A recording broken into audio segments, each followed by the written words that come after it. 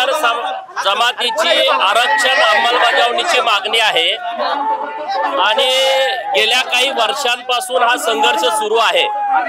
हायकोर्टामध्ये जी धनगर जमातीच्या वतीनं पिटिशन दाखल केली होती त्यामध्ये महाराणी प्रबोधिनी मंचच्या वतीनं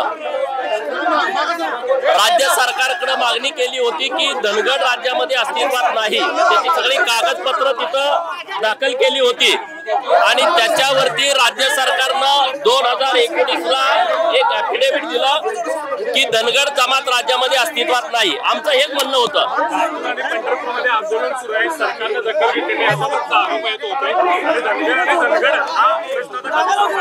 बघा, राज्य सरकारनं आमची हीच मागणी आहे। आजच्या आज तात्काळ धनगर जमातीच्या 5 लोकांनी जे छत्रपती संभाजीनगर जिल्ह्यातील फुलंब्री तालुक्यातील बाबरा गावातील खिलारे कुटुंब आहे, जे मूळचं धनगर आहे परंतु त्यांनी त्यांच्या शाळेच्या जन्माच्या दाखल्यावरती खाडाखोड करून रच्या ऐवजी धनगरांचे दाखले काढलेले आहेत, ते आजच्या आज तात्काळ रद्द करावे।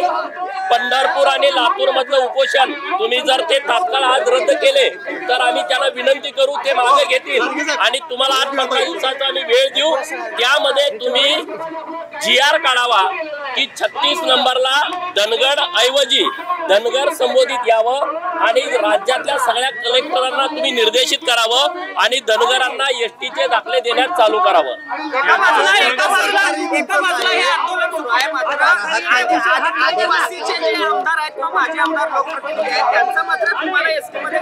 हे बघा, हा विषय व्यवस्थितपणे समजून घेतला पाहिजे। आदिवासी जमातीच्या लोकांना भीती वाटते की धनगर जमात ही महाराष्ट्रामध्ये संख्येनं मोठी आहे आणि हे जर आदिवासी मध्ये आले तर आमच्या आरक्षणाला धक्का लागेल। परंतु मागच्या 1.5 महिन्यापूर्वी पंजाब सरकारच्या विरोधामध्ये एक सुप्रीम कोर्टामध्ये निर्णय झाला। 7 बेंचचं ते पीठ होतं आणि त्यातल्या 6 विरुद्ध 1 ला निर्णय झाला। तो निर्णय असा झालाय की या देशामधल्या SC आणि ST जाती आणि जमातीमध्ये उपवर्गीकरण करण्यास मान्यता सुप्रीम कोर्टाने दिलेली आहे आणि त्याचे सगळे अधिकार हे राज्य सरकारला त्या दिलेले आहेत। आणि म्हणून आदिवासी जमातीला माझी हात जोडून विनंती आहे, आदिवासी जमातीचं जे 7% मूळ आरक्षण आहे त्या आरक्षणाला, ते राजकीय असेल, ते शैक्षणिक असेल, ते नोकरीतलं असेल, केंद्राचं आणि राज्याचं बजेट असेल, त्या 7% आरक्षणाला धक्का लागावा असं महाराष्ट्रातल्या धनगर जमातीचं अजिबात म्हणणं नाही। धनगर जमातीचं अतिक्रमण करणं किंवा घुसखोरी करणं हा स्वभाव नाही आहे। त्यांचं 7% आरक्षण राज्य सरकारनं STA म्हणून त्याला ब्रॅकेट करावं, ते वेगळा प्रवर्ग करावा आणि धनगर जमात ही आता भटक्या विमुक्तामध्ये आहे, NT क म्हणून आहे। आमचं 3.5% आरक्षण वेगळं आहे NT क मध्ये, तर ते 3.5% आरक्षण ST ब म्हणून तुम्ही वेगळं करावं। त्यांचं राजकीय, सामाजिक, शैक्षणिक आरक्षण वेगळं राहील, आमचं वेगळं राहील। त्यामुळे आदिवासी जमातीच्या आरक्षणाला कुठलाही धक्का लागत नाही।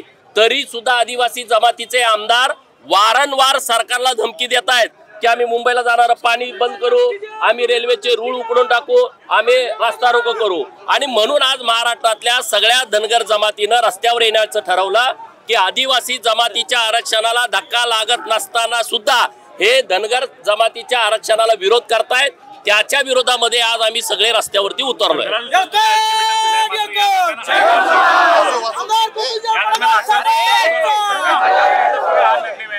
बघा, आज आता मी इथं तुमच्या सोबत असताना 12 वाजता मंत्रालयामध्ये धनगर जमातीच्या आरक्षणाचा GR काढण्याच्या संदर्भामध्ये एक बैठक होते। आतापर्यंत गेल्या 4 दिवसामध्ये 3 महत्वपूर्ण बैठका, हे विधी व न्याय खात्याचे सचिव, आदिवासी खात्याचे सचिव आणि OBC खात्याचे सचिव आणि आमचे काही प्रतिनिधी यांच्या बैठका सुरू आहेत। आम्ही प्रयत्न करतोय, सरकारनं सकारात्मक भूमिका घेतली आहे, पण सरकारला माझा इशारा आहे की आता तुम्ही तात्काळ या एसटी आरक्षणाची अंमलबजावणी करा। आता कुठलाही अडचण या विषयामध्ये राहिली असं मला वाटत नाही। बघा, सरकार माझं आहे म्हणजे मी कोण आहे? मी एक साधा आमदार आहे आणि आमचा विषय खूप मोठा आहे। आणि मी जर कुणीतरी मोठा माणूस निर्णय प्रक्रियेतला असतो तर आमच्या लोकांना रस्त्यावरती उतरावं लागलं नसतं। परंतु आता सरकार समोर आदिवासी जमात आणि धनगर जमात असा विषय पुढे आलाय। पण आम्ही जे आरक्षणाची अंमलबजावणी मागतोय हे कायद्याला धरून मागतोय। आम्ही वेडेपणानं काही मागत नाही, आडमुठेपणाची भूमिका धनगर जमातीची नाही आहे। आम्ही आता हे सुप्रीम कोर्टाचा निर्णय आल्यामुळं आमच्या आशा पल्लवित झालेल्या आहेत आणि मुळात हायकोर्टामध्ये राज्य सरकारनं धनगर राज्यामध्ये नाही हे शपथपत्रावरती दिलंय। आणि आता आज तुम्ही 5-6 जे धनगराचे दाखले आहेत धनगर लोकांनी काढलेले ते तुम्ही रद्द केल्यानंतर महाराष्ट्रात धनगरांची संख्या 0 होते। आणि म्हणून कोर्टाचं म्हणणं असं होतं की एखाद्या राज्यामध्ये एखादी जात 0 असेल तर त्या ठिकाणी कोण आहे ते सांगू शकतो आपण। आणि आता तो सगळा अधिकार राज्य सरकारला दिलाय आणि त्यामुळं या विषयाचं राजकारण न होता आमचा मार्ग मोकळा करावा अशी आम्हाला सरकारकडे विनंती करायची आहे। पुढच्या 15 दिवसात महिन्याभरात आरक्षण मिळालंच, काय झालं पुढे? त्याचं त्याला वर्ष झालं त्या मेळाव्याला। बघा, हे सगळे सातत्यानं आमच्या प्रक्रिया सुरू आहेत। 16 फेब्रुवारीला हायकोर्टामधला आमचा निकाल आला। आम्ही प्रयत्न करत होतो सगळ्या बाजूनं, हायकोर्टामध्ये आमची केस सुरू होती। सरकारनं 3 ॲफिडेव्हिट धनगर जमातीच्या बाजूनं दिले होते, धनगर राज्यामध्ये अस्तित्वात नाहीत हे दिले होते। हायकोर्टाच्या ही सगळी परिस्थिती आम्ही लक्षात आणून दिली। परंतु शेवटच्या 2 तारखांमध्ये जे आमचे धनगर लोक आहेत, खिलारे कुटुंब, त्यांनी धनगराचे दाखले काढलेले आदिवासी जमातीच्या लोकांनी तिथं सादर केले। कोर्टाचं म्हणणं असं आलं की तुमचं म्हणणं आहे की 0 धनगर या राज्यामध्ये आहे आणि हे आदिवासी जमातीचे 6 दाखले आमच्या समोर आले, त्याला जात पडताळणी मिळालेली आहे। आणि जोपर्यंत जात पडताळणी झालेले 6 दाखले रद्द होत नाहीत तोपर्यंत याच्यावरती आम्हाला 0 धनगर राज्यामध्ये आहे हे म्हणता येणार नाही। ते दाखले रद्द करण्यासाठी आम्ही प्रयत्न केला, परंतु त्यामध्ये राजकारण झालं। त्या ज्या काही जात पडताळणी समितीच्या प्रमुख होत्या त्या अचानक रजेवरती गेल्या, अशा काही अनेक अडचणी यामध्ये आल्या। आता त्याचा व्हिजिलन्स रिपोर्ट आलाय, त्यांनी मान्य केलं की धनगर लोकांनी रच्या जागी ओव्हर रायटिंग करून ते दाखले काढलेले आहेत। सरकारकडे तो अधिकार नव्हता। जात पडताळणी समितीला एखादा दाखला बोगस दिला तर तो रद्द करण्याचा अधिकार नव्हता, तो हायकोर्टात जावं लागत होता। असे अनेक अडचणी होत्या।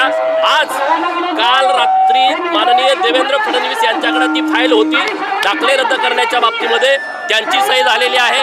रात्री उशिरा माननीय मुख्यमंत्री महोदय यांच्याकडे ती फाईल गेलेली आहे। मला वाटतंय आज त्यांची सही होऊन संभाजीनगरच्या जात पडताळणी समितीला निर्देशित केलं जाईल की ते बोगस दाखले रद्द करा। अशा अडचणी होत्या। मी पट्टणकोडोलीमध्ये खराय बोललो होतो, परंतु आम्हाला एक आशा होती की आता हायकोर्ट तर आमचं ऐकून घेईल, धनगर राज्यामध्ये नाही हे सगळं सिद्ध झालं होतं। परंतु काही अडचणी येत राहत आहेत, पण काहीतरी शेवट चांगला होईल असं आम्हाला वाटतंय।